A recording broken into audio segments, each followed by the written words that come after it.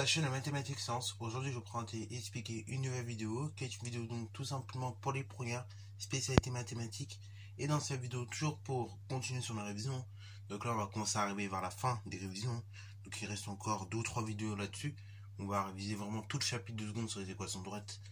Et donc tout ce que vous devez savoir faire, qui est indispensable pour bien arriver dans ce chapitre-là, hein, sur la géométrie empirique. Donc là, ce que je vous propose dans cette vidéo néanmoins, c'est d'arriver à tracer une droite à l'aide d'une équation réduite. Encore une fois, une notion très importante qui va nous servir dans un chapitre juste après, hein, on va étudier la dérivation, où par moment on sera obligé de tracer des tangentes, ok, qui sont elles-mêmes des droites. Ok, bravo. Donc, du coup, voilà, on nous demande de tracer la droite D, d'équation réduite y égale 2x moins 4. Alors, c'est des choses qu'on a déjà faites en réalité, hein, si vous avez suivi la vidéo exercice type DS, donc sur les fonctions polynômes, c'est des choses qu'on a déjà plus ou moins travaillé, hein, tracer une droite avec une équation réduite. Hein. Donc là, pour vous, si vous avez déjà vu cette vidéo, normalement, ça va juste être de la révision. Ok, bravo. Pour ceux qui ne l'auraient pas vu ou qui ont un peu de mal, et bien, justement là, c'est l'occasion de vous remettre un petit peu à niveau là-dessus. Alors du coup, ici, il s'agit de tracer la droite D, dont l'équation réduite est la suivante. Y égale 2x moins 4. Alors, bon, déjà, équation réduite, pourquoi? Parce qu'on a la forme Y égale un nombre fois X plus un autre nombre. Donc là, ce qui est très important quand on veut tracer une droite, de voir qu'on a bien, il faut d'abord voir qu'on a bien une équation réduite.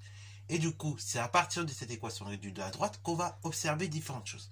On va observer donc où est le M, donc en fait le coefficient directeur de la droite, la pente de celle-ci. Donc c'est le nombre juste à côté de X, il vaut 2. Ça veut dire quoi?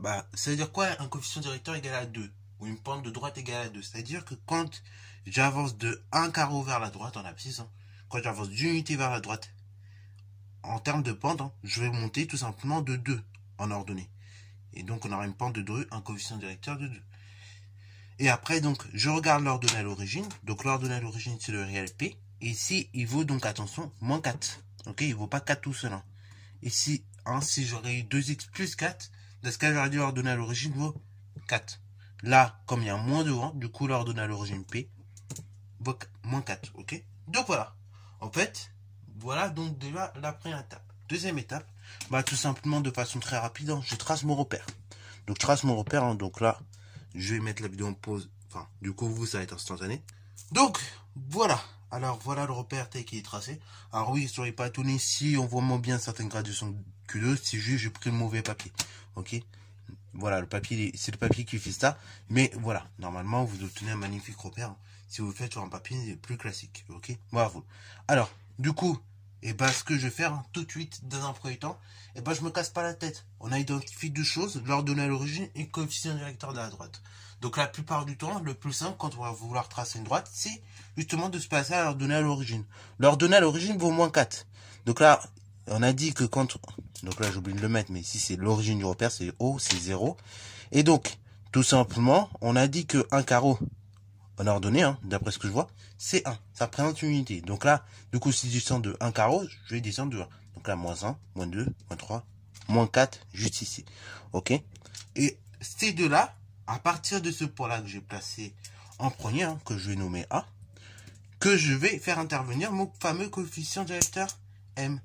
Donc, on a dit quoi sur M? On a dit que, du coup, un coefficient directeur égal à 2, une pente de droite égale à 2, ça signifie quoi? Ça signifie que quand j'avance de 1 carreau vers la droite, donc là, c'est le déplacement de delta x, et en ordonnée, je vais augmenter de 2. Donc là, c'est le déplacement de delta y. Et ainsi, une fois que j'arrive à la fin de cela, à la fin de ce mini trajet, entre guillemets, j'arrive sur le point B, et comme une droite, et comme justement, pour représenter une droite, il nous faut seulement 2 points, je relie les points A et B, et c'est fini, j'ai fini mon travail, ok, bravo. J'ai fini le travail, j'ai tracé tout simplement cette fameuse droite D, ok, bravo. Donc là, vous pouvez mettre D, et c'est fini, ok, bravo. Donc, voilà le travail. Donc, quand vous devez tracer une droite avec une équation réduite. Donc, finalement, vous vous placez, le plus dur, c'est faire le repère. Vous placez à l'ordonnée à l'origine. Vous identifiez justement la valeur de cette ordonnée à l'origine. Hein, vous le placez. Et après, donc, vous faites le déplacement de delta x donc de 1. Et après, vous déplacez en delta y, hein, donc en ordonnée. Donc, selon la valeur de m. Ok, bravo. Tout simplement. Sur ce, c'est la fin de cette vidéo. J'espère qu'elle t'a plu. Si c'est le cas, n'hésite pas à la liker, commenter. Et c'est à toi en mathématiques et en sciences.